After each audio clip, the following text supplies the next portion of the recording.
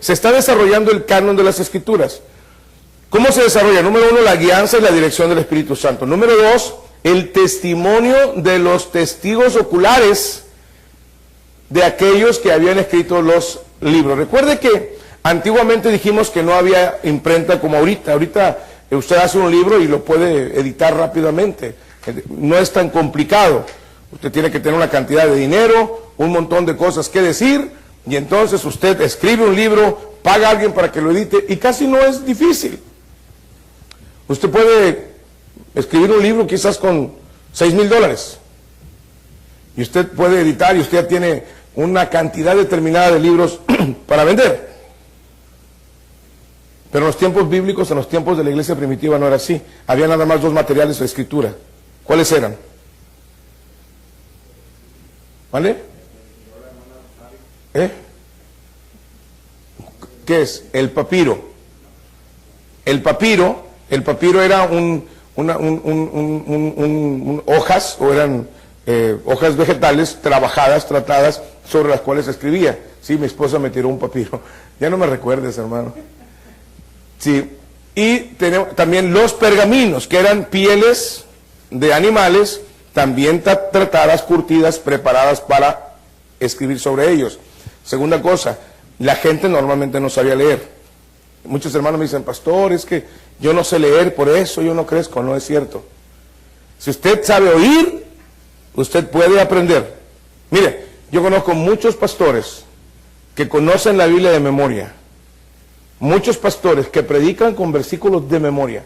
Y son personas indígenas, son personas que no hablan el español. Son personas que han aprendido los textos bíblicos y los han hecho propios. Cuando tú ves esa pasión en esa gente, tú te quedas sorprendido.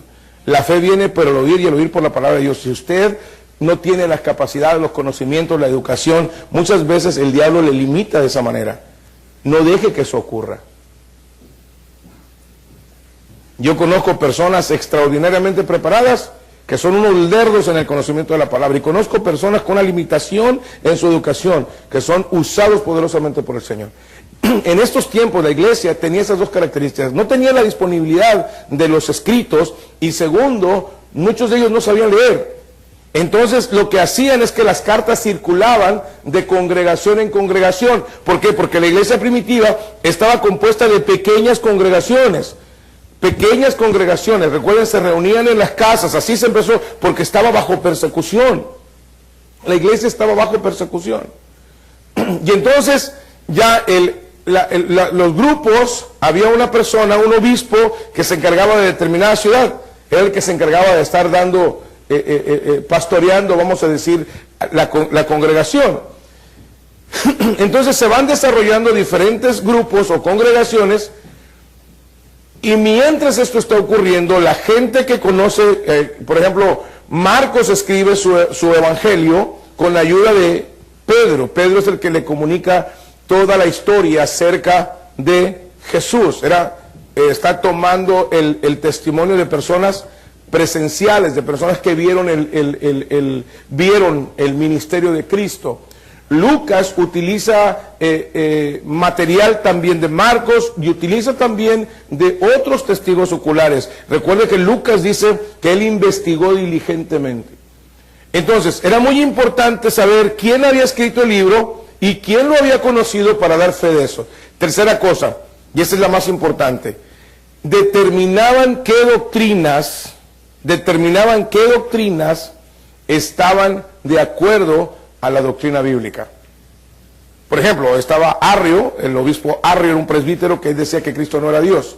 Si usted analiza el libro de Colosenses, usted va a encontrar que dice: en él habita corporalmente toda la plenitud de la deidad. El apóstol San Juan dice, Juan 1:1, en el principio era el verbo era con Dios, y el verbo era Dios. Juan 1:14, dice: aquel verbo fue hecho carne, y vimos su gloria como del unigénito del Padre, lleno de gracia y de verdad. Entonces hay textos que están enseñando que Jesucristo es Dios. Marcos capítulo 2, versículo 9 al 12, 1 Timoteo capítulo 3, verso 16, y grande es el misterio de la piedad, Dios fue manifestado en carne. O sea, Dios empieza a tomar todo esto, y entonces se están determinando los libros del Nuevo Testamento en la doctrina, en ese tipo de doctrina. 2 cosas: ¿quién es Cristo?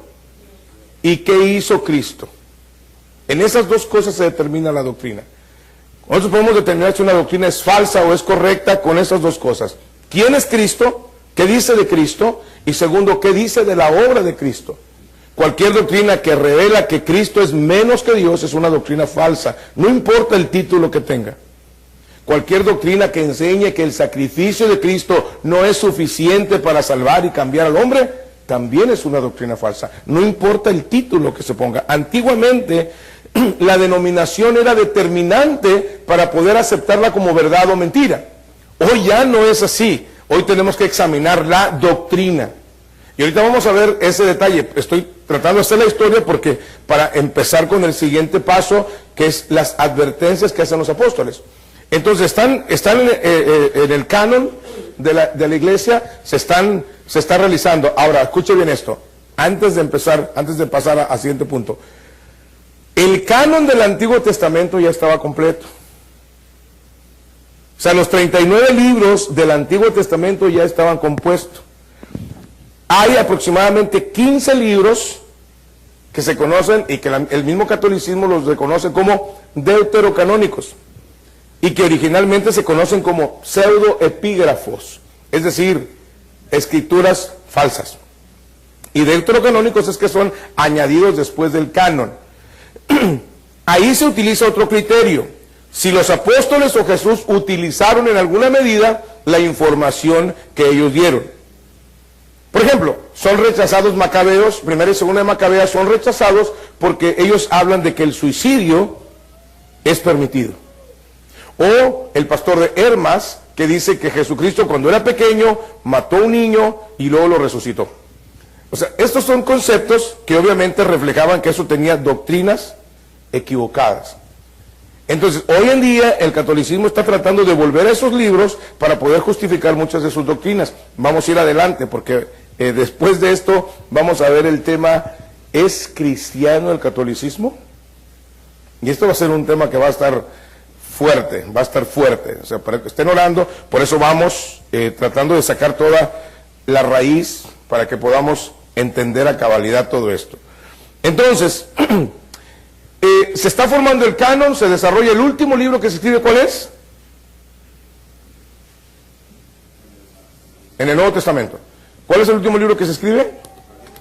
Apocalipsis. Ahora quiero que vayan a Apocalipsis, por favor.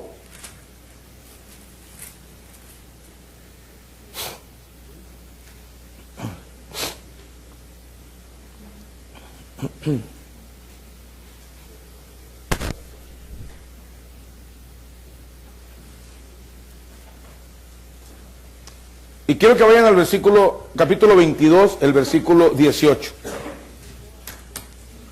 El Apocalipsis es la revelación final del plan perfecto de Dios. Ese es el Apocalipsis. Ahora, ¿lo tienen? Vean lo que dice el versículo 18. Dice, yo testifico a todo aquel que oye las palabras de la profecía de este libro, si alguno añadiere a estas cosas, ¿qué cosa? Dios traerá sobre él las plagas que están escritas en este libro. Y si alguno quitare de las palabras del libro de esta profecía, Dios quitará su parte del libro de la vida y de la santa ciudad y de las cosas que están escritas en este libro. Si usted ve el capítulo 1, usted va a encontrar algo interesante también. Capítulo 1.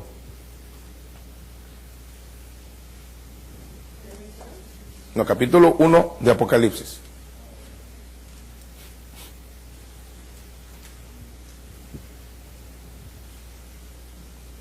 ¿Lo tiene? Dice, la revelación de Jesucristo, versículo 1, que Dios le dio para manifestar. ¿Quién le dio? Dios. Para manifestar a sus siervos las cosas que deben suceder pronto, y la declaró enviándola por medio de su ángel a su siervo Juan. Las reveló las cosas que han de suceder pronto. También en Apocalipsis encontramos que él dice estas cosas, las que son, las que eran y las que han de ser. Entonces, el libro del Apocalipsis es la revelación final. Es cuando el Señor dice, hasta aquí, todo lo que está escrito, aquí está escrito. ¿Por qué es importante hacer esto? Porque hoy en día, de repente, estamos teniendo nuevas revelaciones. Por ejemplo, José Smith dice que él estaba en un sueño y entonces el ángel Moroni se le apareció a escondidas cuando él estaba durmiendo en la noche, cuando nadie lo vio, y entonces le dio unas tablas de oro que él tenía guardadas en un lugar secreto. Pero no solamente eso, sino que le dio unos lentes especiales. Y con esos lentes él podía leer lo que decía e interpretar esas tablas. Nadie podía verlas, solamente él. Y así nace el mormonismo. Fue pues que a todo dar, ¿no? Qué padre, ¿no? Padrísimo, ¿no? Hace días oí a un predicador decir, yo estaba dormido, el Señor me habló y me dijo, y lo que estaba diciendo es completamente antibíblico, es fuera de la palabra de Dios. Cuando yo tengo una visión, un sueño, o un profeta me dice algo, o alguien me dice, yo en lenguas vi esto, yo me siento y le digo, a ver, permíteme, vamos a analizarlo a la luz de la Biblia. No, pero ¿por qué a la luz de la Biblia? Porque esa es la autoridad final. Cualquier cosa que yo voy a escuchar, yo quiero tener la confirmación de la palabra de Dios. Por eso dice la Biblia, ninguna profecía es de interpretación privada. ¿Qué significa eso? Que la Biblia se interpreta a sí misma. Hay una regla de hermenéutica. La Biblia no puede interpretarse de tal manera que genere un conflicto contra sí misma.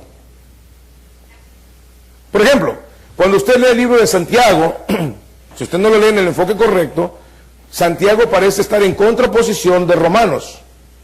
Por ejemplo, Romanos dice que la salvación es por la fe.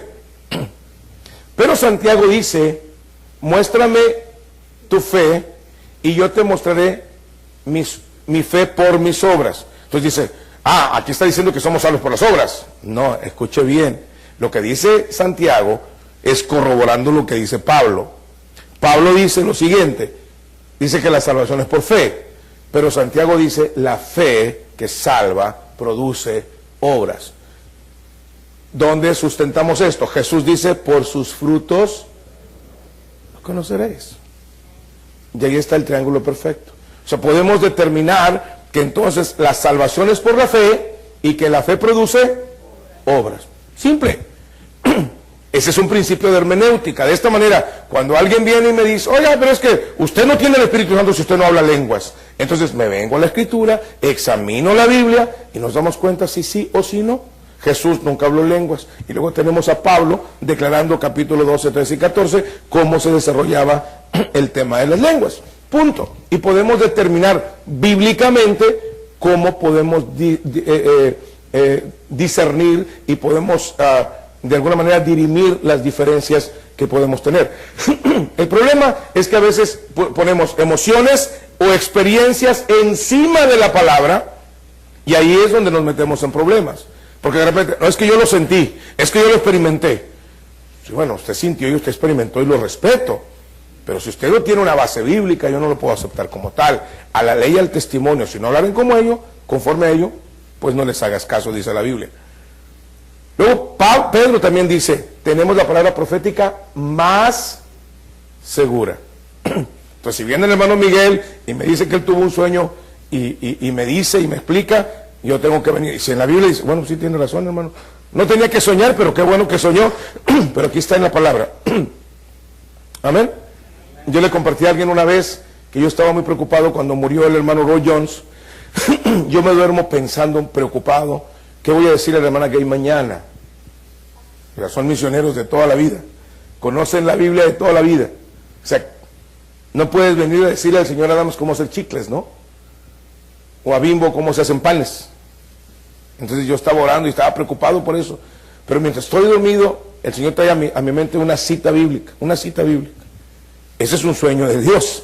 Entonces me levanto al siguiente día y veo la cita y dice, no te preocupes, yo soy el esposo de las viudas. Y cuando yo le doy esa cita a la hermana se suelta llorando y dice, yo necesitaba escuchar la voz de Dios. Bueno, Dios había obrado. ¿Sí? Pero también tuve un sueño horrible una vez, y no lo quiero decir porque se enoja Elvia y Esther. Ustedes saben que mi mejor amigo y mi hermano era Daniel, el esposo de Elvia y papá de Esther. Y una noche yo sueño que le meto unos balazos Entonces yo tenía que levantarme y ir a buscar la pistola porque el Señor me habló, yo tengo que ir a hacer. Obviamente era una indigestión, había comido muchas hamburguesas o no sé. O sea, y uno tiene, porque a veces estamos confundidos. Es que, pastor, yo soñé. Es que bueno, analícelo a la luz de la Biblia. Lo examinamos a la luz de la Biblia y si está a la luz de la Biblia, perfecto, no tenga problema. Pero si no está, párele. Amén. Porque a veces ponemos emoción o experiencia por encima de la Escritura. Ya tenemos un predicador por aquí que anda diciendo que no es que el Señor le dijo que la Eucaristía era lo bíblico. Que ¿dónde está en la Biblia? Vamos a ver eso más adelante. Ya me di cuenta que te estornudaste, salud ya.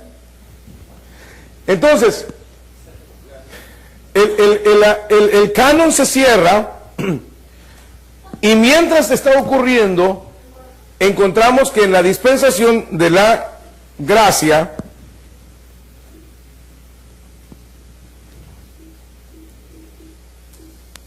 ¿ya?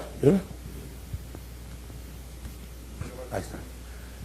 Ok, tenemos advertencias de los apóstoles. Se está desarrollando el canon, está ocurriendo, se le está dando un orden. Ahora, ¿qué pasa mientras el canon se está desarrollando? ¿Alguien sabe qué está pasando? Por ejemplo, de Hechos capítulo 1 a Hechos capítulo 15, no hay instrucciones específicas para la iglesia. No hay instrucciones específicas para la iglesia. Porque toda la iglesia es judía. Se empiezan a convertir algunos gentiles, y más bien se convierten muchos gentiles, sobre todo en el ministerio de Pablo, se empiezan a convertir muchos gentiles, y ahora viene una disyuntiva. Los judíos no tenían problemas, todos se circuncidaban y guardaban la ley.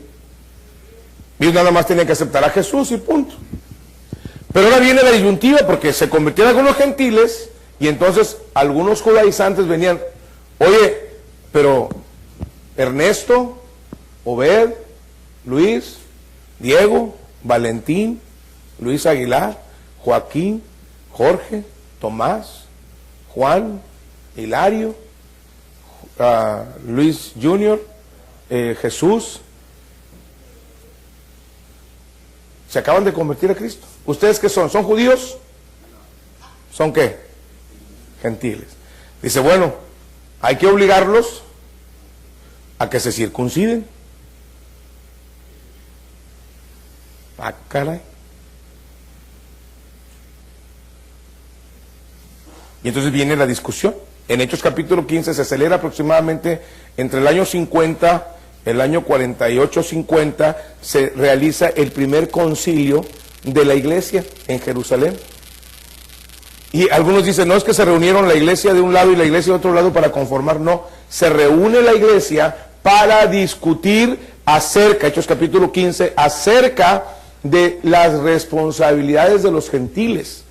Los judaizantes decían que se circunciden y que guarden la ley. Y entonces estaba Pablo, que estaban diciendo, ¿por qué van a pedirles eso? Ellos no son judíos. Y entonces el Espíritu Santo utiliza el grupo de apóstoles, y Jacobo, que es el que liderea, dice, ha parecido bien al Espíritu Santo y a nosotros que no se moleste a los gentiles y que se encargue nada más de lo siguiente. Vayan a Hechos capítulo 15, por favor. Capítulo 15.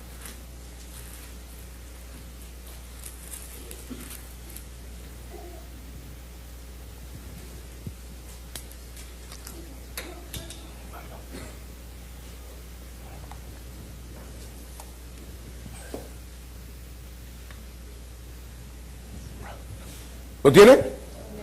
Miren por favor el versículo número 1 y 2. Aquí tenemos el inicio de la razón del concilio. ¿Lo tiene? Acuérdense, es el primer concilio ¿de qué?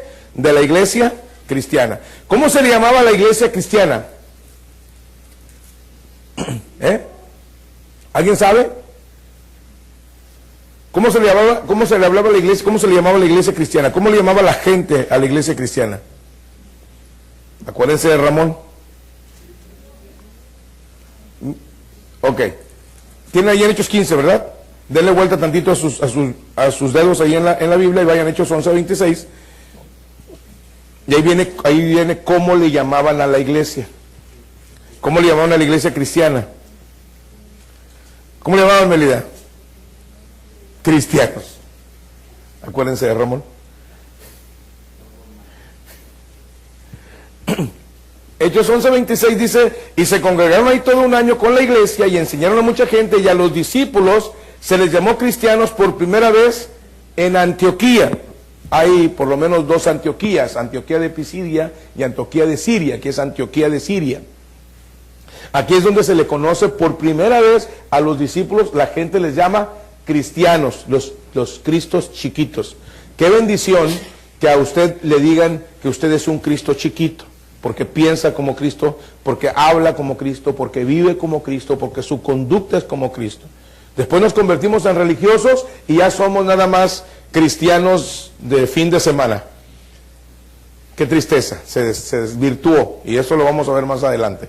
Pero se desvirtúa el cristianismo. Pues bueno, Hechos capítulo 15, volvemos ahí. Ahora tenemos la razón del concilio.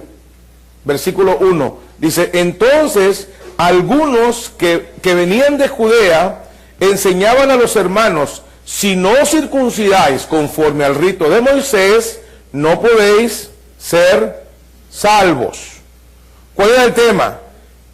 ¿Quieres ser salvo? No te es suficiente haberte arrepentido, no te es suficiente haber puesto tu confianza en Cristo, necesitas circuncidarte. Si no te circuncidas, no hay salvación. Eso es un problema doctrinal. Escuche bien esto, hermano. Lo que define un sistema religioso es su doctrina. Muchas veces decimos, ay, no, más con que hable de Dios y con que hable de Cristo, y eso es suficiente. No, no es suficiente.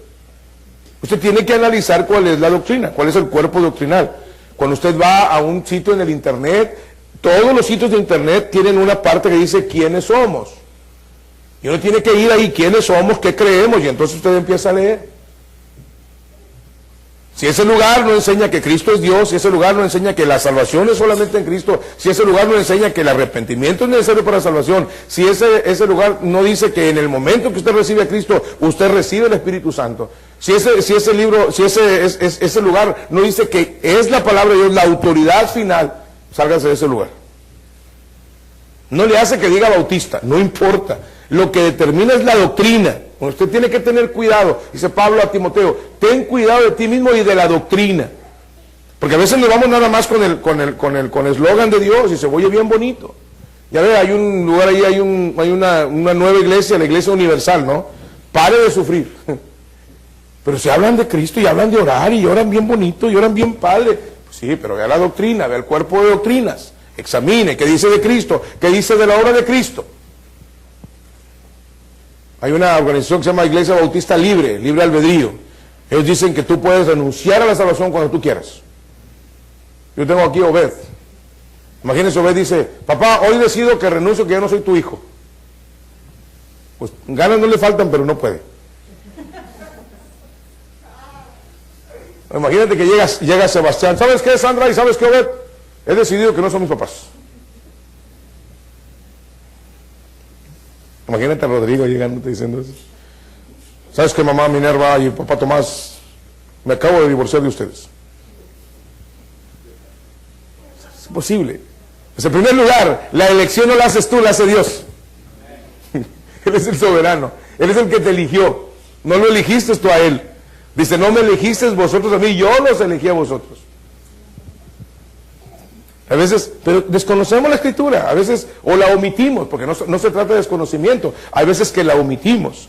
Ahora, Hechos capítulo 15, verso 2, dice, como Pablo y Bernabé tuviesen una discusión y contienda no pequeña con ellos, eran broncudos. Y Pablo era de carácter, Bernabé era más tranquilo, pero dice que los dos, cuando oyeron esto, tuvieron una discusión que, y contienda no pequeña con ellos, se dispuso que subiesen Pablo y Bernabé, ¿a dónde? A Jerusalén, y algunos otros de ellos a los apóstoles y a los ancianos para tratar esta cuestión. Esa es la razón por la cual se reúnen. Ahora la iglesia está reunida, los apóstoles, los ancianos. La palabra ancianos es un término también para pastores, para que usted entienda. Cuando usted ve en la Biblia presbítero, episcopo, obispo, anciano o pastor, está hablando del mismo título. El catolicismo hizo una serie de niveles. Entonces tenemos al obispo y el arzobispo y el no sé qué, cardenal y luego el papa. En la Biblia no encontramos eso. En la Biblia encontramos ancianos, pastores, maestros, obispos, presbíteros, episcopos. Un episcopo habla de su función de estar sobreviviendo la iglesia. Un obispo es el que está en la línea de enfrente, el que está como representante de la iglesia. El anciano es el que da el consejo, el que da la dirección. El pastor es el que apacienta las ovejas. Por eso tiene esos los mismos sinónimos en cuanto al pastorado. No es que son diferentes. Hoy en día tenemos hasta apóstoles, ¿no? Porque los apóstoles están sobre encima de los pastores. Ya crearon un sistema católico de gobierno. O sea, yo les digo así, cuando alguien viene y me dice, apóstoles, me dijo alguien, ¿cuánto tiempo usted tiene en el ministerio? Le digo, 30 años, un poquito más de 30 años. Ah, usted ya debe ser apóstol. Le dije, no, yo soy apóstol desde el día que me entregué a Cristo. Sí, usted también es apóstol desde el día que usted se entregó a Cristo, usted es apóstol. Que no lo esté haciendo es bronca de usted. Pero la palabra apóstol, según de Corintios capítulo 5, versos 17 al 22, es alguien que es enviado. ¿No dice Mateo 28, he aquí toda potestad me es dada en el cielo y en la tierra, id y predicar el evangelio? ¿No dice eso? O sea, Dios ya lo envió, usted ya es un apóstol, usted ya fue enviado. Ahora, no es uno de los 12. No los veo tan viejos. Algunos parecen que tienen esos 2000 años, pero no los veo tan viejos para ser apóstol de los 12.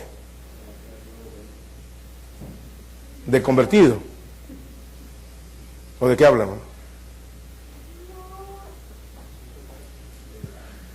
Pues está muy traqueteado, mi hermano. Me dijo el otro día, Eliud, dijo, pues hermano, cuando llegues a los que aparentas ya lo hiciste. No sé qué me quiso decir, todavía estoy investigándolo. Porque para ser apóstol necesita dos cosas. Ser testigo ocular del ministerio de Cristo y ser testigo ocular de la muerte y resurrección de Jesucristo. Entonces para eso tienes que haber estado allá. Y para eso debiste haber vivido en ese tiempo. Que yo sepa, no hay nadie que dure 2000 años. Así es que, si alguien viene y le dice, yo soy apóstol, dígale, oiga, ¿usted fue testigo ocular? Dígame dónde está su nombre en las puertas de la Nueva Jerusalén, porque dice que estarán los 12 nombres de los apóstoles.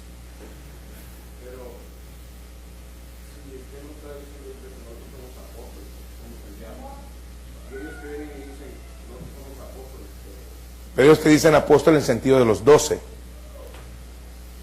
El sentido de los 12, o sea que ellos tienen autoridad apostólica. Entonces son autoridad apostólica, entonces ellos vienen y entonces yo le dije el otro día a uno, pues órale, pues vete a resucitar un muerto, ándale. Los apóstoles tienen esa autoridad. Ve a resucitar un muerto. Y hasta veladoras te prendo.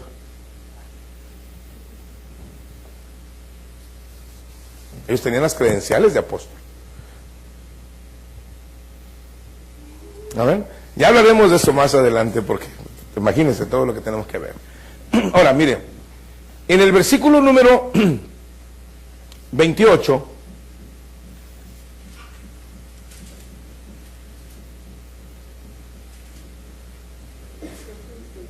si usted observa en el versículo 13, ¿lo tiene? Nada más para señalar algo. ¿Quién está dirigiendo la reunión en el versículo 13? Jacobo, no es Pedro. Es Jacobo.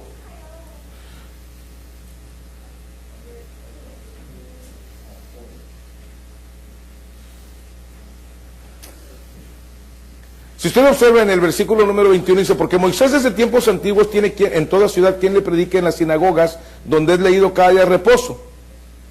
Dice, y entonces pareció bien a los apóstoles y a los ancianos con toda la iglesia elegir de entre ellos varones y enviarlos a Antioquía con Pablo y Bernabé, a Judas, que tenía por sobrenombre Barsabás, y así las varones principales entre los hermanos.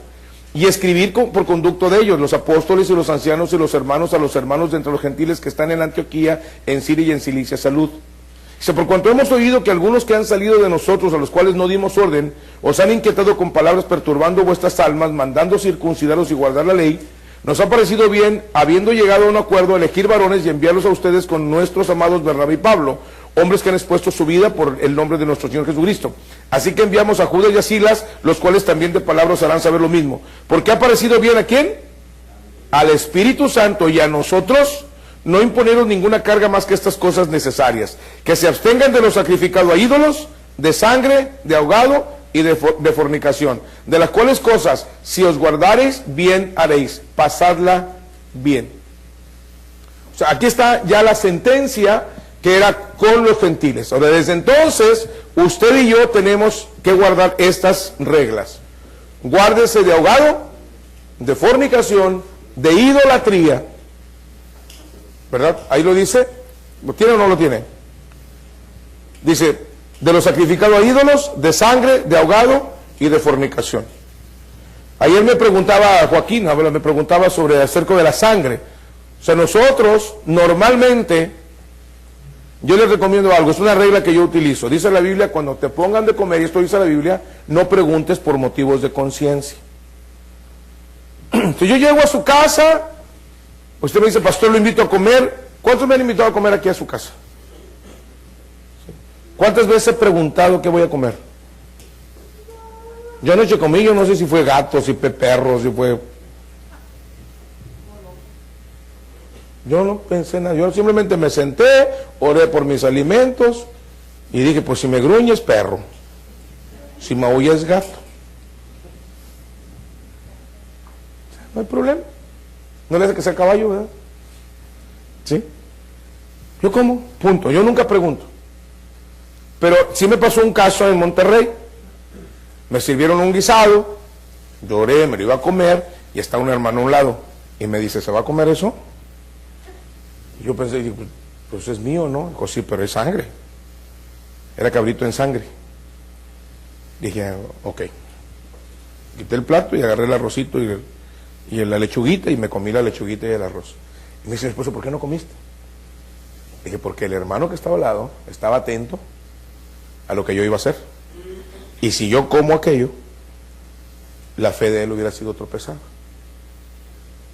O sea, no la comí por una conciencia mía, yo ni había preguntado ni sabía qué era. Pero ya cuando es conciencia del otro, yo tengo que aprender a abstenerme. Romanos capítulo 15. Si la comida les ocasiona a mi hermano de caer, no voy a comer. Y entonces me abstuve. Trae un hambre después, pero bueno, eso era parte. ¿Sí? Ya, captamos. ¿Mande? No, pues era el mismo, o sea. Como quieren me lo echaron, como quieren me lo echaron después. Pero lo que es lo que estamos hablando. O sea, nosotros tenemos libertad para comer. Dice, nadie te juzga en comida, bebida, no, nadie puede juzgarme en cuanto a eso. Pero si mi libertad va a dañar la libertad de otro, el testimonio con otro, yo me abstengo. Yo me abstengo. Punto. Y esto aplica para cada cosa. Hay cosas que no son malas en sí mismas. No son malas en sí mismas. Y se los digo porque ahorita vamos a agarrar vuelo. El baile no lo considero malo, pero a veces si alguien sabe que tú eres un cristiano, sabe que los cristianos no bailamos. En ese momento se convierte en malo. O sea, en ese momento se convierte en malo porque es tropiezo para otros. O sea, en sí mismo, la música igual. En sí mismo, yo recuerdo, nunca se me va a olvidar, yo recién convertido, me subo al carro de un evangelista muy reconocido en ese momento, y yo me acuerdo, y todavía me acuerdo de la canción, traía Camionero en el radio, y me dice, no te vas a ir al mundo porque escuchas Camionero, una canción muy bonita por cierto. Le digo, ok, pero gracias al Señor Dios nos ha dado madurez desde muy temprano, entonces pude entender que pues era un caso específico y punto. O sea, pero por ejemplo, ¿cuántas veces usted va en su carro y usted lleva ahí la Pantera Cumbiambera, y ahí lleva los corridos perrones, y usted va ahí bien emocionado, y ahí va un inconverso y lo va oyendo, y este no es hermano? O va un recién convertido, ¿qué onda? No, pues yo también, a mí me encanta Kiss y me encanta el heavy metal, pues yo también, no hay bronca, acabo, todo es lo mismo. Uno tiene que tener cuidado con eso, porque a veces tu libertad es tropezadero para otro. Por eso dice la Biblia, no conviertas tu libertad en libertinaje. Son dos cosas completamente diferentes. O sea, Dios nos ha llamado a libertad, pero somos responsables, porque hay personas que están a nuestro lado.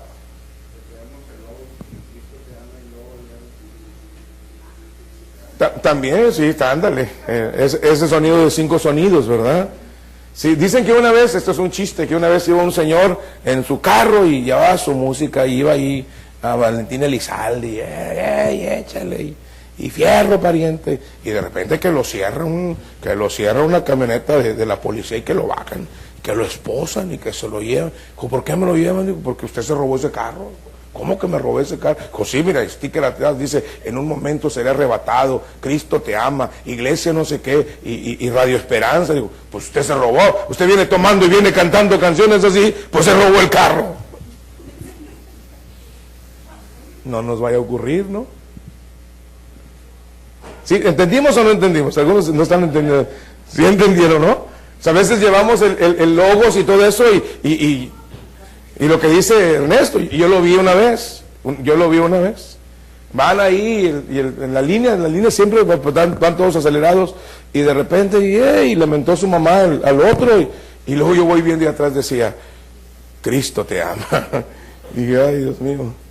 Y sí me dieron ganas de pararme y decirle, más que se me fue, pero pararle, oye, amigo, cambias de conducto, quítale las etiquetas por lo menos, ¿no? Digo, no seas tan cínico, he perdido. Amén. Entonces, la iglesia tiene solamente esos cuatro requisitos. Ahora, somos libres. Por eso yo les digo, cuando yo llego a una casa, yo no pregunto qué voy a comer. No pregunto, simplemente me lo como. Punto. Y ya. Oro por él y se acabó. ¿Eso dice la Biblia? Eso dice.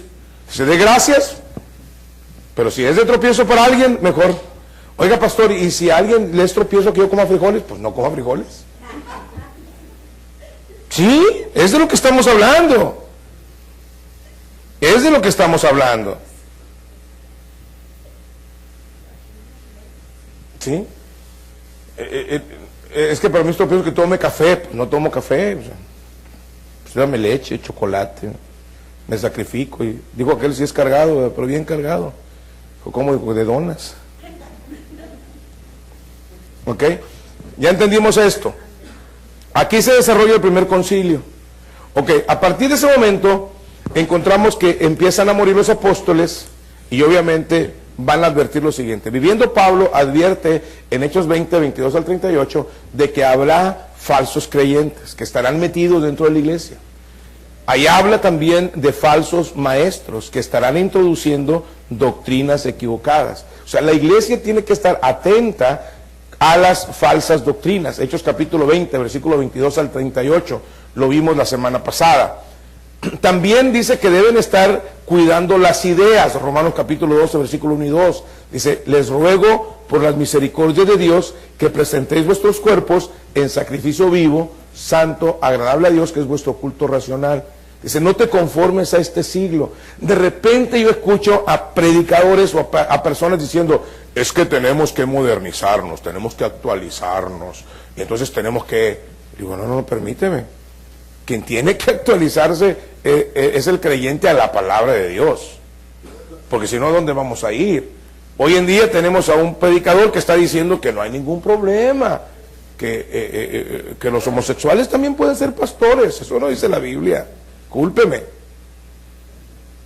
Por eso estamos como estamos en este tiempo. Porque ya estamos en el relativismo. Todos podemos hacer lo que no importa. No, la Biblia es clara. Dios no ha cambiado. Dios no ha cambiado. Romanos capítulo 1 sigue siendo una realidad. Dios sigue estando en contra de todo este tipo de cosas. O sea, no ha cambiado.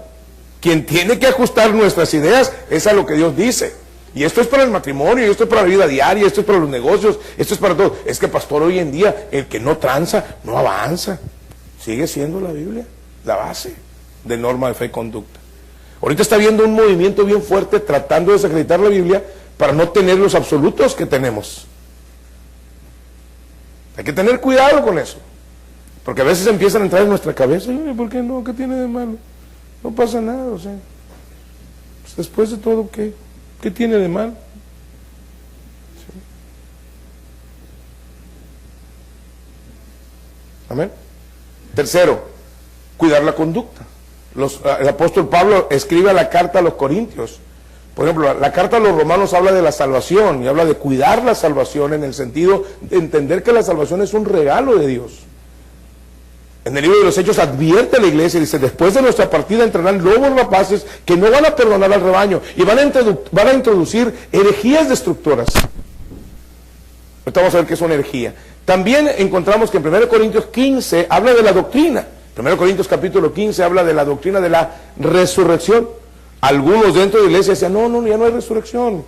Olvídate de eso, no va a haber resurrección. Ya te moriste, se acabó.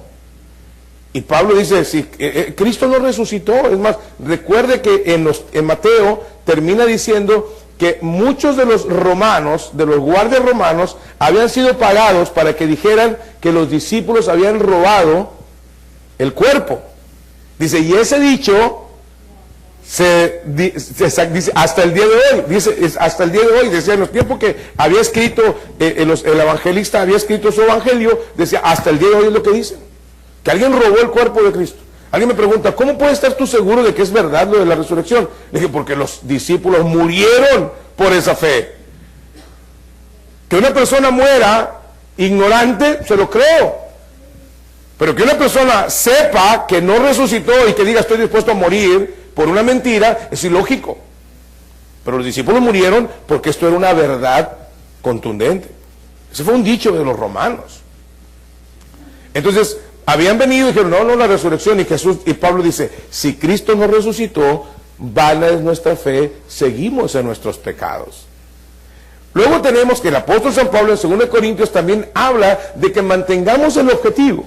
En 2 Corintios 4, 7 hasta el 5, 10, está hablando de esperar la segunda venida de Cristo. Y quiero que veamos eso, porque ese creo que es importante verlo, porque muchas veces nos preguntamos, ¿hasta cuándo debo de aguantar? ¿Cuánto debo de soportar?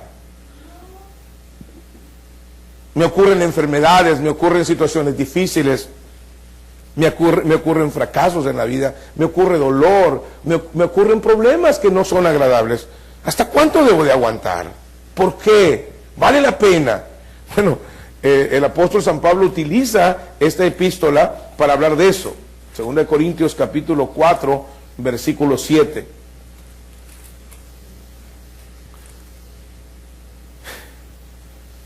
El capítulo 6, versículo 1 al 11 lo vimos la semana pasada, por eso no me detuve ahí.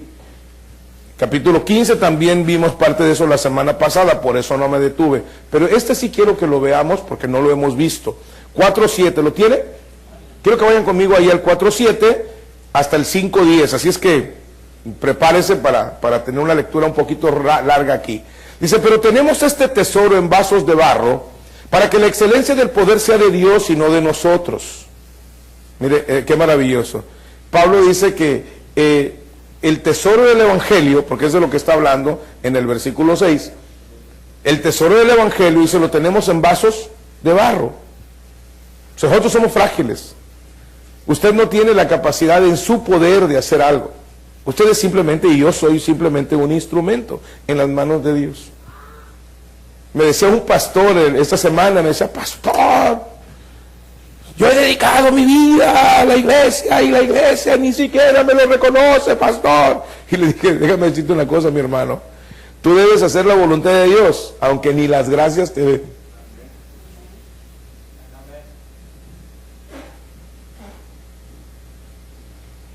Tú puedes tener 100, puedes tener 99 aciertos, tienes un error y con eso se acaba todo lo que tú hiciste.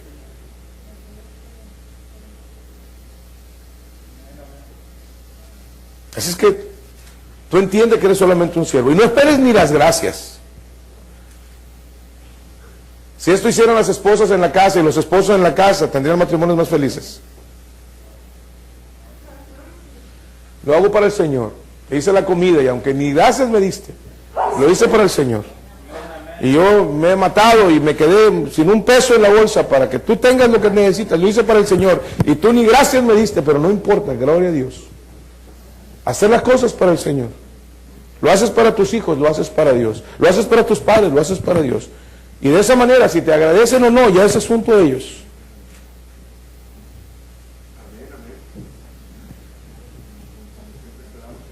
Siempre estamos esperando y a veces ni nos fuman. Yo siempre las quejas. Yo ya soy viejo y mis hijos ni se acuerdan de mí. Y yo me acuerdo cuando yo los limpiaba, Para allá van ustedes dos, ¿no? Ya cuando tengan los 18 años, Sebas, ¿no? Ahorita andan limpiando, ya anda el niño que esté bonito. A los 18 años los va a fumar a ustedes, ya anda con la novia, ¿no? ¿Sí o no? No. Ojalá Dios me dé vida para reírme. Ja, ja, ja, ja. Sufran canallas. Qué malo, ¿eh? Soy cruel y despiadado. Ay, Jorge, así es que pórtate bien con tus papás, papi. Porque ya sabes que ahí está Jeremías. Y dicen allá un dicho en el mundo. Dicen que de tal palo y entre más adentro. ¿No se lo saben? Pues yo se los enseño.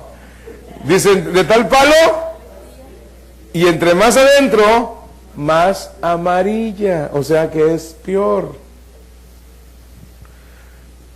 Es que aguas. Empiecen a enderezar la barca desde ahorita. ¿Ok? Ya los asusté, ya me voy. Verso 8 dice que estamos atribulados en todo. ¿Cómo están? ¿Tú crees que tú eres el único que tiene problemas? Mira Pablo. Y mira quién era Pablo. Que estamos atribulados en todo, mas no angustiados, en apuros, mas no desesperados, perseguidos. Y mira que estaban siendo perseguidos. ¿Sabes quién se lo quería echar a Pablo? El emperador. Casi nada más eso. Quería matarlo. Los judíos andaban persiguiéndolo donde quiera. Ya lo habían dejado por muerto por lo menos en 2 ocasiones. Y él dice, perseguidos mas no desamparados, derribados mas no destruidos, llevando en el cuerpo siempre por todas partes la muerte de Jesús, para que también la vida de Jesús se manifieste en nuestros cuerpos. Porque nosotros que vivimos siempre estamos entregados a muerte por causa de Jesús, para que también la vida de Jesús se manifieste en nuestra carne mortal, de manera que la muerte actúe en nosotros y en vosotros la vida. Pero teniendo el mismo espíritu de fe, conforme a lo que está escrito, creí por lo cual hablé, nosotros también creemos por lo cual también hablamos, sabiendo que el que resucitó al Señor Jesús, a nosotros también nos resucitará con Jesús y nos presentará juntamente con vosotros.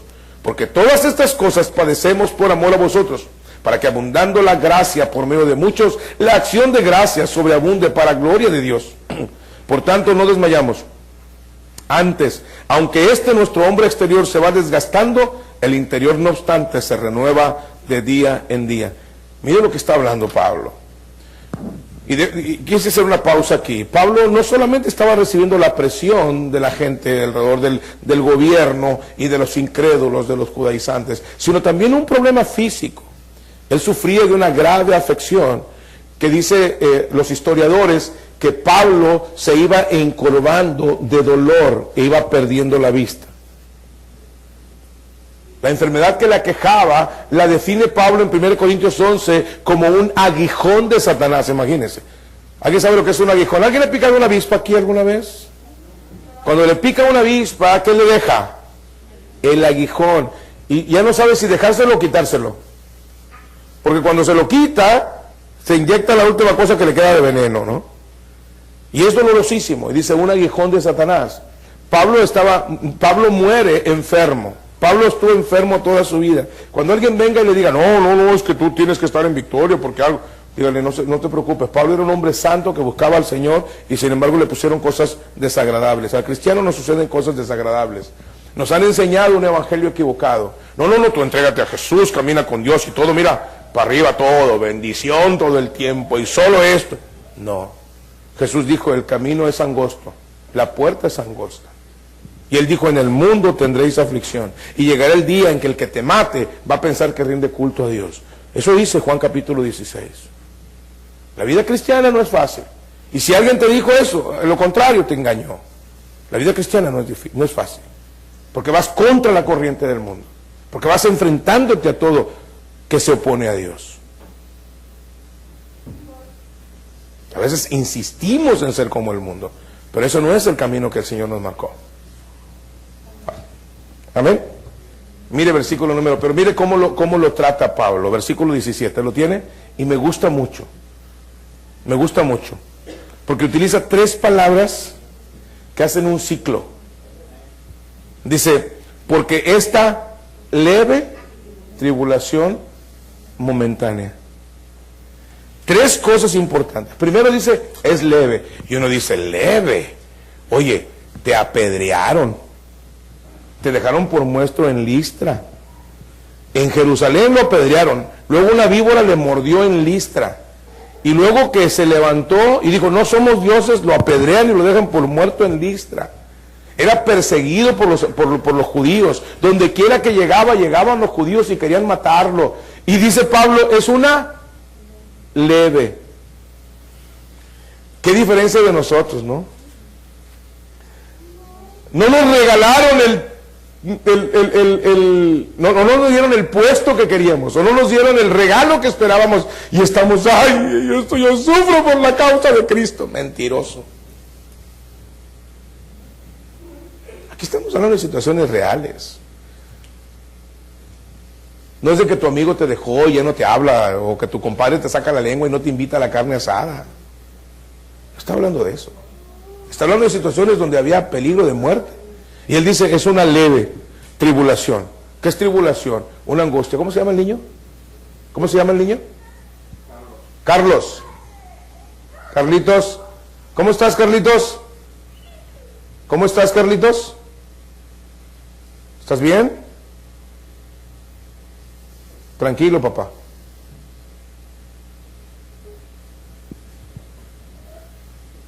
Entonces, hablamos de tribulación momentánea.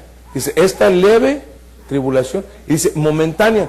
Oye, pero ¿se llevó cuántos años? Sí, si lo miras en la perspectiva de la eternidad, es tantito. Mire, hace poquito tiempo, hace muy poquito tiempo, ayer estaba hablando con Obed, le digo, hace bien poquito tú estabas así, en una cosa de esas, ¿cómo se llama? Esa, en Puerta Bebé. Bueno, no tan sofisticado como ese, pero al menos tenía colchita, ¿no? Hace poquito tiempo. ¿Quién iba a pensar que ahora tiene un hijo? Hace poquito tiempo, la hija pequeña, la estábamos metiendo al kinder. O sea, realmente el tiempo es rápido. Muchos de los jóvenes que están ahorita jóvenes, los conocí pequeños. A Tiffany le decía paquetito, ¿te acuerdas? Un pedacito de gente. Era más pañal que muchacha. ¿Te acuerdas, Julio? En el tiempo Julio tenía pelo. El tiempo se va así. Entonces, yo me acuerdo cuando llegó Luis como Jesús. Así llegó de guapo y mira cómo se puso. O sea, tengo que asegurar las hamburguesas. ¿Sí? O sea, el tiempo se va rápidamente comparado con la eternidad. Por eso Pablo dice, leve, estás pasando por problemas, estás pasando por situaciones difíciles. Es por el momento. Es por el momento. Es por el momento. ¿Qué utilizaba Pablo como un aliciente? Porque recuerda que esto está enseñándolo a la iglesia. Por eso deja la carta, por eso el Espíritu Santo inspira a Pablo. ¿Por qué? Porque todos pasamos situaciones difíciles. Y mire lo que dice el versículo número 17. Dice, porque esta leve tribulación momentánea produce de nosotros un cada vez más excelente y eterno peso de gloria. Es gózate en medio de esas situaciones, porque Dios está trabajando en tu vida. Pero ¿qué hacemos nosotros? Nos desanimamos, abandonamos de la carrera, queremos aventar todo, porque estamos pensando que somos los únicos. Dice, no, esto produce un eterno peso de gloria, no te detengas. Versículo 18, y aquí está el problema, dice, no mirando las cosas que se ven, sino las que no se ven. Porque las cosas que se ven son temporales, pero las que no se ven son eternas. Un día le dije a alguien, Dios mira en nosotros lo que podemos ser, no mira lo que somos. Y yo alabo al Señor por ello. O sea, Él mira en nosotros lo que podemos ser, no lo que somos. Si viera lo que somos, nos destruye así. Pero Él mira lo que podemos llegar a ser. Él está viendo más allá de eso. Pero luego dice el capítulo 5. Dice, porque sabemos que si nuestra morada terrestre, este tabernáculo, se deshiciere, tenemos de Dios un edificio, una casa, no hecha de manos, eterna en los cielos. No te preocupes, si es cierto, a veces se está desmoronando todo a nuestro alrededor. Pero hay algo que está allá, que no puede ser desmoronado. Y que podemos confiar en su promesa.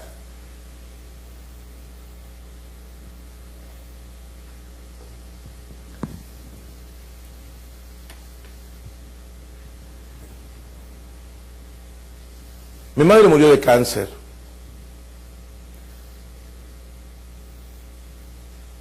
Y cuando estaba en esa situación, a veces a los pastores no se nos permite tener ciertos momentos de debilidad. Y yo recuerdo que vino un pastor y me dijo, a ver, ¿dónde está tu fe? ¿Por qué se murió tu madre? Volteo y le digo, porque era el tiempo de Dios. ¿Pero por qué no oraste para que Dios lo sanara del cáncer? Le dije, porque no era la voluntad de Dios. Entonces, ¿qué hizo Dios para ayudar? Le dije, ¿tú, un predicador, me estás diciendo eso? Déjame decirte una cosa. Él es soberano. Y Él tiene los tiempos. Yo no pienso en el tiempo en que se la lleva. Yo pienso en los 77 años que me la dejó. Le dije, te voy a decir algo más. El día que yo supe que tenía cáncer, un adenoma carcinoma, de cáncer avanzado, con una prognosis de muerte, yo me fui sobre mis rodillas y le dije, Señor, si tú quieres salvarla, tú puedes hacerlo. Tú has levantado a más de uno así. Tú tienes poder para hacerlo. Pues yo desconozco tus planes. Yo desconozco el futuro. Señor, solo te quiero pedir una cosa, que no sufra mi mamá. Y yo no vi a mi mamá en los 3 meses que me la dejó, no la vi sufrir. La llevaba a radioterapia, me decía, hijo, quiero tunas. Y aunque no se las podía comer, iba y se las compraba.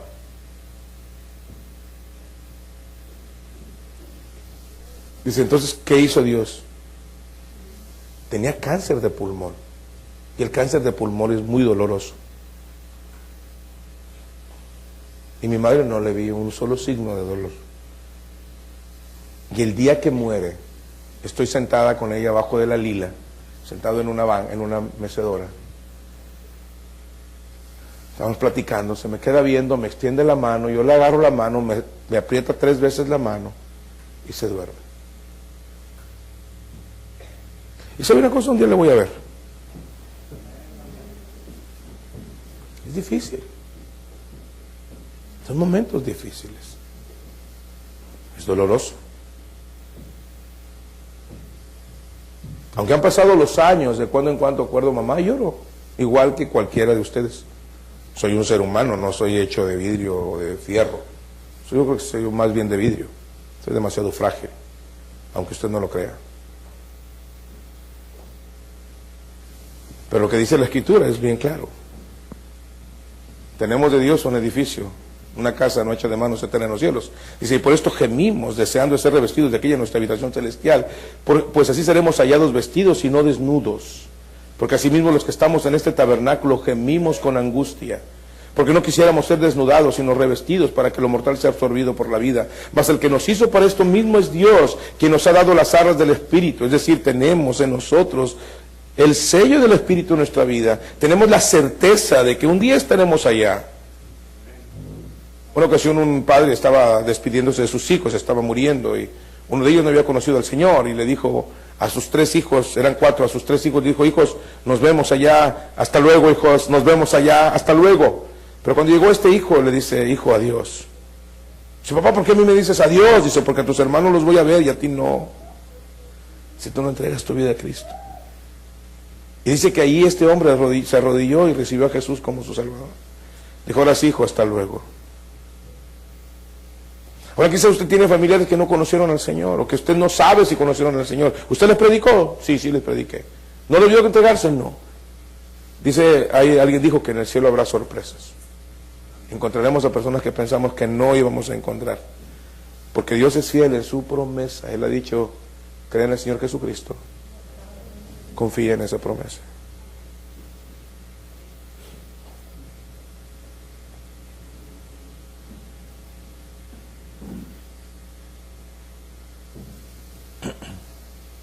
Dice más, el que nos hizo para esto, y tenemos las alas del Espíritu. Versículo 10, pero quiero que vea el versículo 10. Aquí está el texto.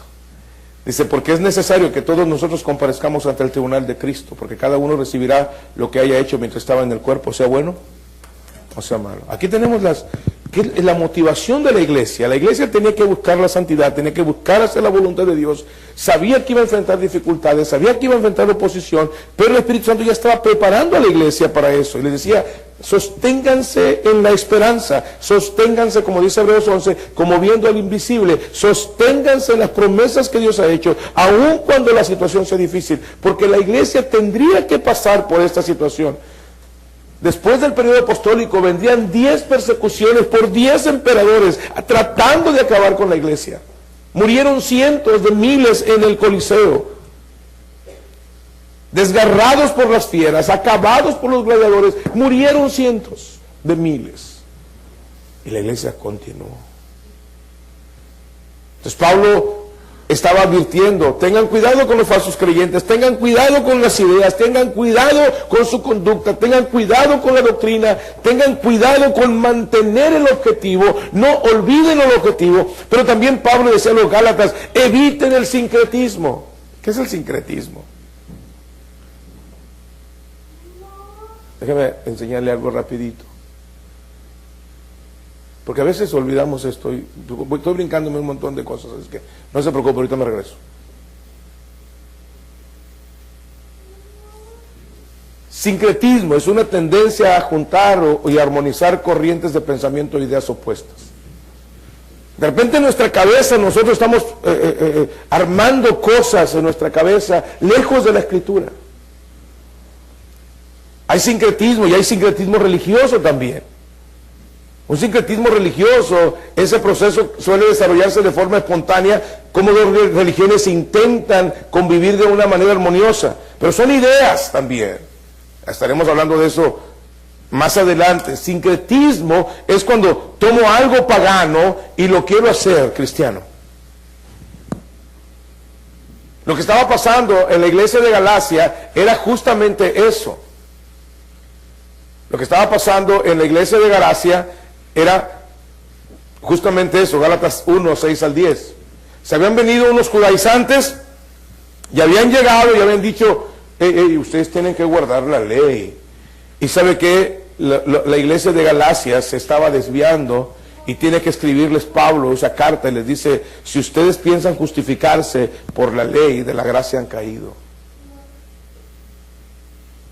De la gracia han caído.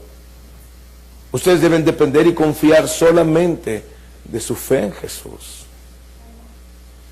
De repente tenemos una serie de cosas y de ritos y ya dependemos de eso.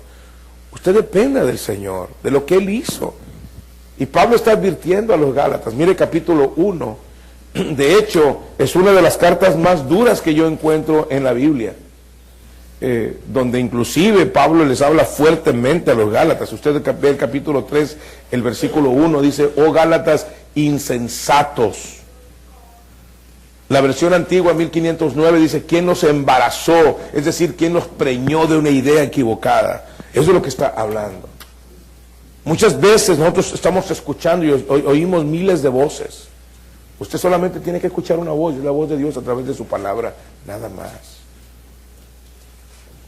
Hoy en día vivimos tiempos bien complicados. Bien complicados. El mundo, Satanás, nuestra carne, están todos los días diciéndonos qué hacer. Y no escuchamos lo que Dios dice. Hoy es cuando más se habla de Dios. Y cuando más herejías están ocurriendo.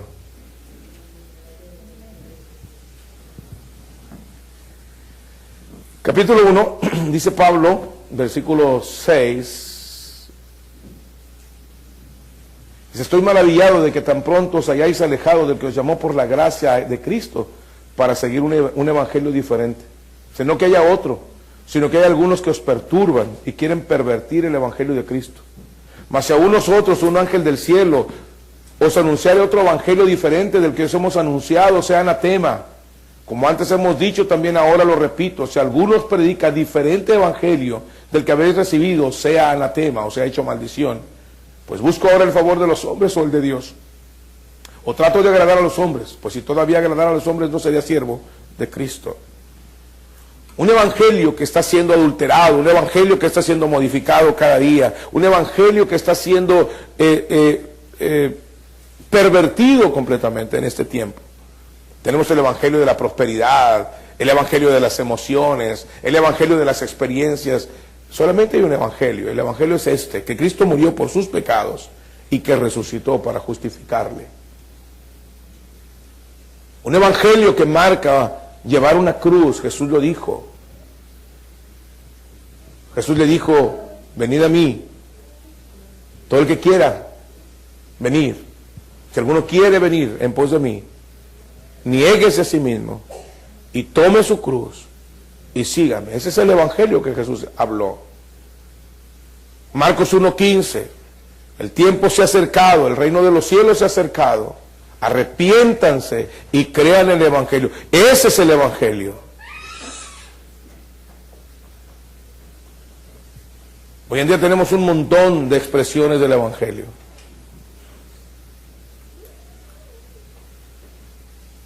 Pablo dice, tengan cuidado con el sincretismo. También Pablo advierte a los tesalonicenses, en capítulo 4, versículo 13 al 5:4, había un problema en la iglesia de Tesalónica. Algunos estaban diciendo, Jesús ya vino, pero vino y no nos dimos cuenta. En 1914 nació Carlos T. Russell, inicia el movimiento de lo que después sería los miembros de la Torre del Vigía. ¿Saben quiénes son los miembros de la Torre del Vigía? Watchtower Society. ¿Ya saben quiénes son? Los falsos testigos de Jehová.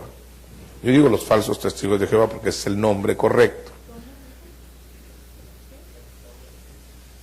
Es que hablé en inglés, hermana. O sea, yo entiendo que usted no puede entender. Pues yo tampoco, hermana, pero no supe cómo le hice. Es la sociedad de la Torre del Vigía. Watchtower Society. Póngale sociedad de la Torre del Vigía, quítese de problemas. Y ellos dijeron que Cristo ya había venido, pero que vino en el plano espiritual. Se entronizó. Esto es una herejía, porque Jesús fue visto por Esteban, el primer mártir. ¿Se recuerdan? Hizo una pregunta, ¿quién fue el primer mártir? Y Esteban dice que cuando él miró al cielo, Jesús estaba sentado a la diestra del Padre. Pero según los testigos de Jehová, este fue entronizado en 1914. O sea que pasaron un montón de años después de eso. Otra vez, estamos hablando de un evangelio diferente. Estamos hablando de un evangelio. Y los tesalonicenses le habían dicho, Jesús ya vino. Y Pablo tiene que aclararles en 1 Tesalonicenses 4:13 y al 5:4, dice, no vendrá sin antes que venga el hijo de perdición. No vendrá sin que antes venga la apostasía. Entonces, nosotros ya estamos ahí. Nosotros ya estamos casi ahí, estamos en las puertas. Si hay hoy en día un problema en la iglesia de nuestro tiempo, es apostasía. Tenemos un problema de doctrina muy fuerte. Tenemos un problema de práctica muy fuerte en la iglesia actual. Nadie lo puede negar. La iglesia ha perdido su pureza desde hace mucho tiempo. Hoy en día no hay mucha diferencia entre los no cristianos y los cristianos. A veces hasta son mejores los no cristianos, moralmente hablando. Es la realidad. Vayamos a estas advertencias en Tesalonicenses. Me gustaría terminar todo lo de Pablo hoy en día para poder después seguir con Pedro en la siguiente. Pero vamos a 1 Tesalonicenses 4:13 al 5:4. Ahora vamos a 1 Tesalonicenses. Nos quedan solamente unos minutos. Así es que voy a tratar de aprovechar este tiempo. 1 Tesalonicenses.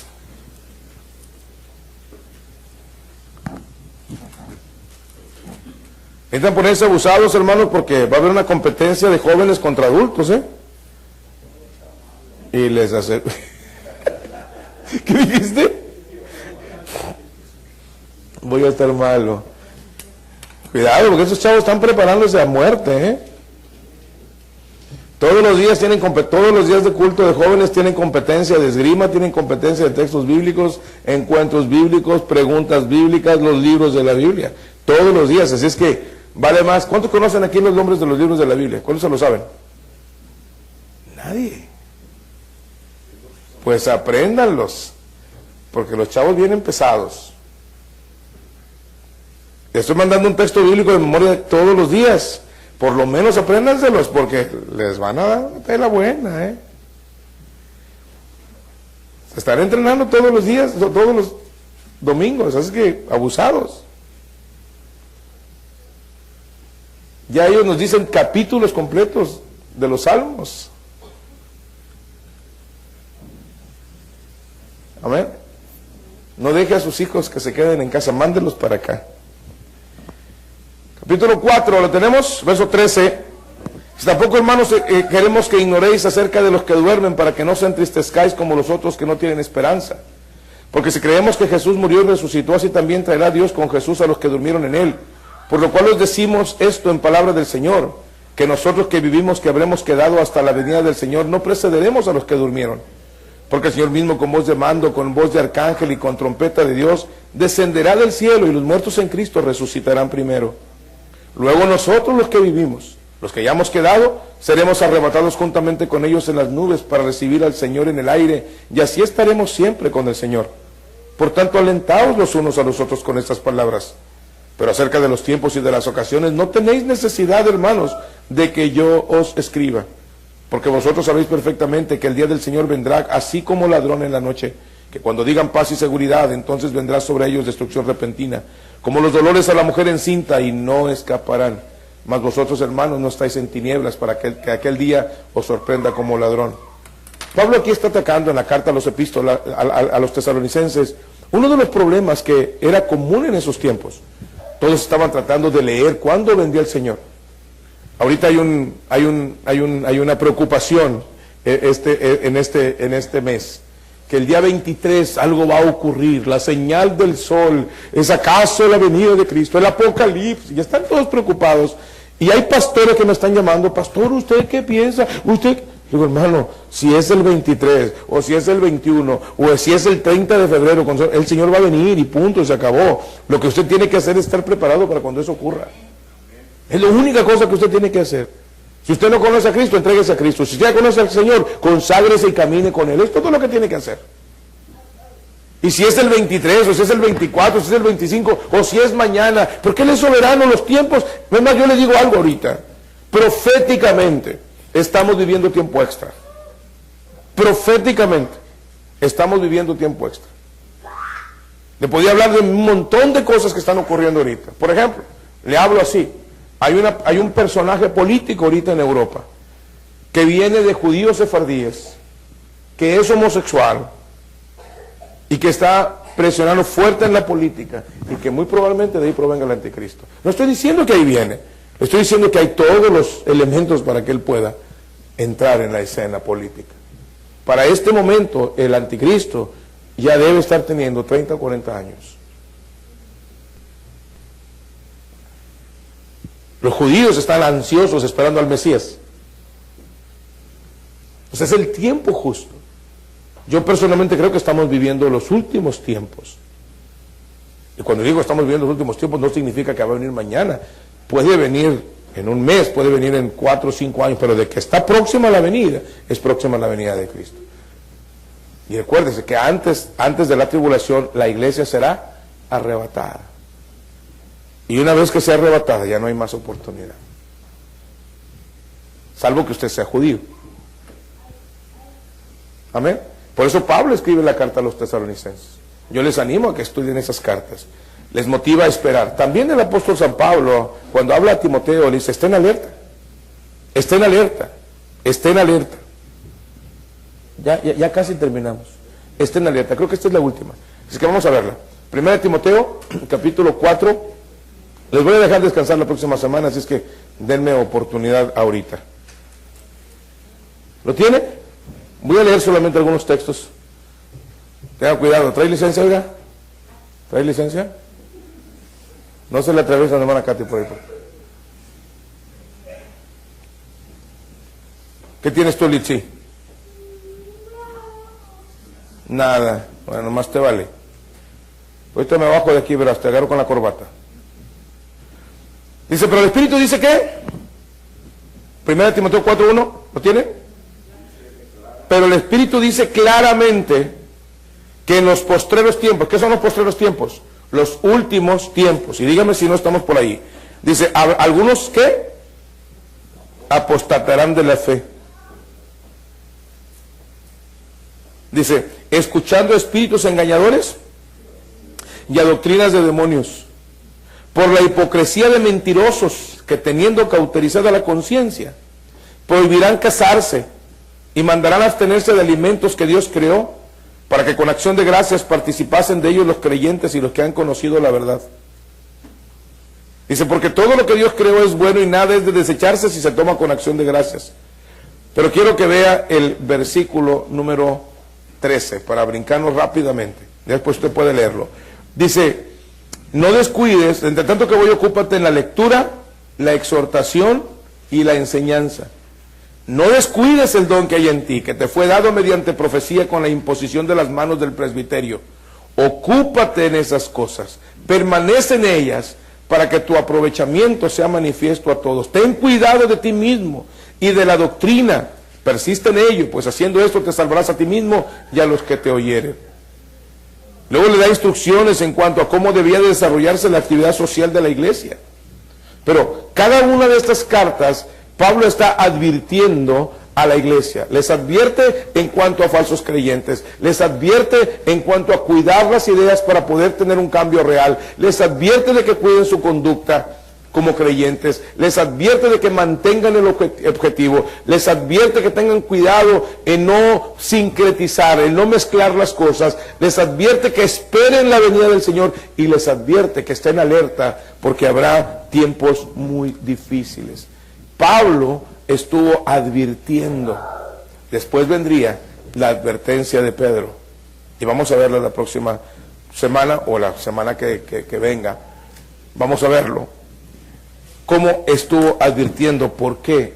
Porque después de esas advertencias vamos a aprender cómo se fue deteriorando la iglesia. Y cuáles eran los elementos que fueron deteriorándola. Vamos a aprender lo que es una herejía.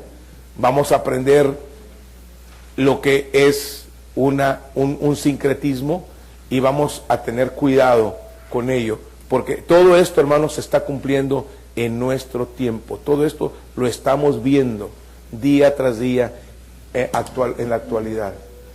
Usted ya voltea y dice, ¿y ahora qué creo? ¿Están de acuerdo o no están de acuerdo? Usted se va a YouTube, usted se va a las redes y bueno, ¿y ahora qué creo? Y estamos en un estado de shock. Aprenda lo que la Biblia enseña y no se aparte de ahí. Amén. ¿Alguna pregunta?